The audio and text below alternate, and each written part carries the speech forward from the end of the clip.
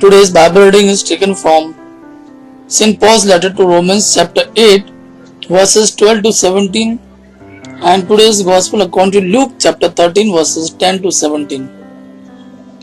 St. Paul's letter to Romans chapter 8 verses 12 to 17. Therefore, brothers, we have an obligation, but it is not to the sinful nature to live according to it. For if you live according to the sinful nature, you will die. But if by the Spirit you put to death the misdeeds of your body, you will live. Because those who are led by the Spirit of God are sons of God.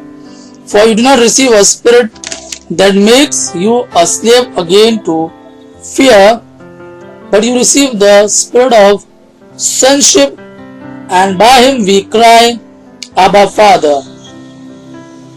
The Spirit himself testifies with our spirit that we are God's children.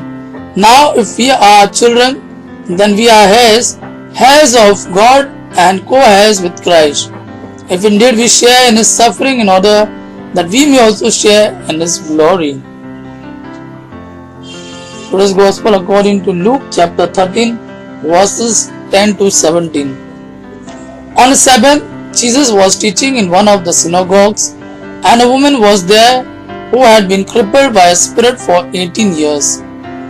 She was bent over and could not straighten up at all. When Jesus saw her, he called her forward and said to her, Woman, you are set free from your infirmity. Then he put his hands on her, and immediately she straightened up and praised God.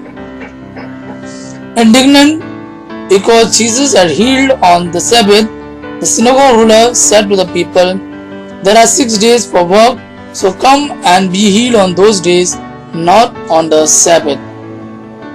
The Lord answered him, You hypocrites! Doesn't each of you on the Sabbath untie ox or donkey from the stall and lead it out to give it water? Then should not this woman, a daughter of Abraham, whom Satan has kept bound for 18 long years, be set free on the Sabbath day from what bound her? When he said this, all his opponents were humiliated, but the people were delighted with all the wonderful things he was doing. Gospel of our Lord Jesus Christ. Praise the Lord Jesus Christ.